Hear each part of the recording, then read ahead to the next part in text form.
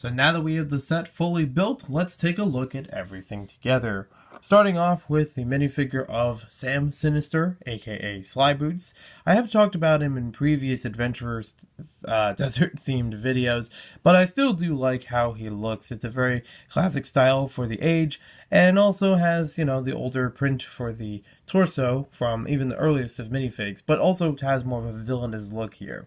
It seems like for this version of him, at least this copy, it seems like a better print than what I've seen in some of the other ones. I feel like some of the other ones I've had may have been more like chopped here and there as far as detail, but I like how this one looks. For some reason it looks pretty good, and it fits the set pretty well. Just, seems pretty determined to get the treasure inside of the tomb.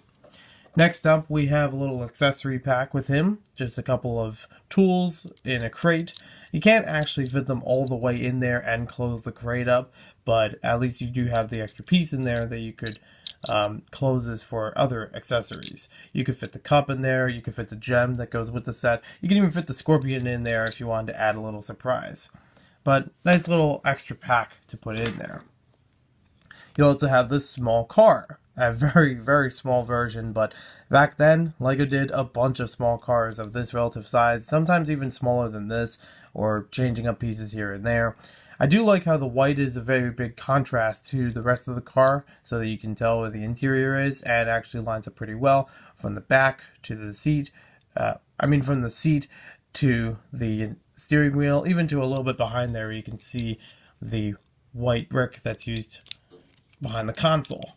And it also has an old-timey look to it with the way that this grill piece is used. It's been in a couple other Adventurer sets, and it's not entirely exclusive for the line, but it's one of the lines that one of the pieces in the line that's well known for that kind of style. I also do like how it's curved along the front here. I would have thought maybe it should have had a little more detail towards the back, but I get that there still needs to be room in here to fit the minifig and put their hands in. Otherwise, it might be a little too tight, especially for this particular car base. But still, pretty good for a smaller set.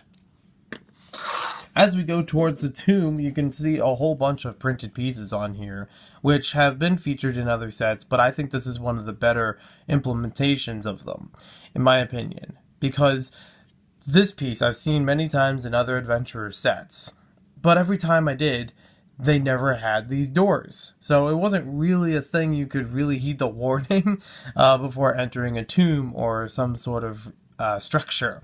But this time, you got the doors. The actual black doors. It's not something exclusive to this set, and there's not really much else as far as the build back here, but I still appreciate the depth for the front of it, the ornateness of how the blue works into the whole setup.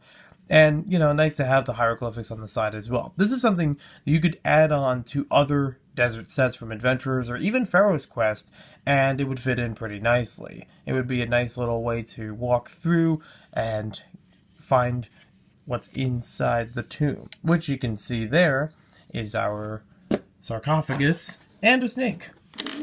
The snake is pretty standard, been like that for many, many years, and it's nice to have it included in here, just another animal, as we had the scorpion earlier. It's needs a little bit of cleanup there, but not too bad.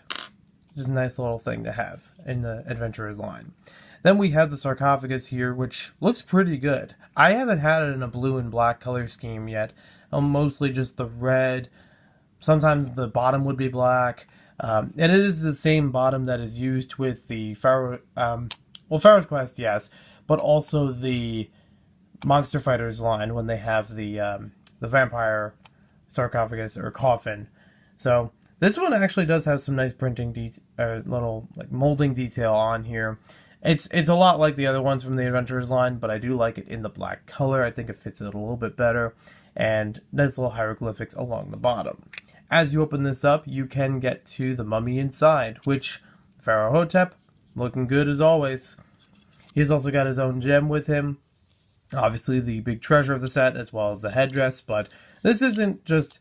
this mummy's ready for action, so that's why we had the warning in the front, as you can see along his eyes, a little redness to it, perhaps some sort of laser or something. I'm not entirely sure, but maybe just the stare.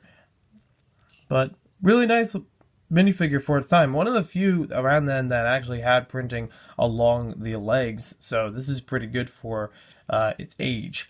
And I like how they actually added in toes here. It took me a while to figure that out, years and years, but those are toes. Only 4 toes, apparently. The minifigures have claw hands, but they have 4 toes. Alright then. And as far as the rest of it, no other printing, but there's a better look at some of the printing along the head. I've had a couple of them before that have been a little more faded in the head printing, but this one looks pretty good. So overall, it's a simple set, but it does capture a little bit of every element of the Adventurers line. You have the treasure of the set, which is usually guarded by Pharaoh Hotep or by some other desert animals. You have the vehicle that can be, good guy or bad guy. And, you have obviously one of the Adventurers minifigures, this time a bad guy. You also have a couple of accessories to go along with them, so you could pretend to dig up the ruins or try to open up the sarcophagus. Like, say you take the pickaxe and the shovel and try to break it open like so, or some other method, but not too bad. It's got a little bit of everything that you would expect from an Adventurers set, even some of the larger ones, just all packed into a smaller package. Before we move on, I would like to mention that there are a couple of alternative builds on the back, which, present a couple more play scenarios, different ways of building the car. I do like this one a little bit better because you still get the elements from this set, but in a different orientation, where this is a lot more wide, not as ornate, but you still get the car, beefed up a little bit, add a little more accessories to it. This one just has a little bit more height to it, so you could present that against another backdrop, A-OK, and still have the gem in there. Not really the best way to hold the gem with the scorpion, because I think that would fall out pretty easily.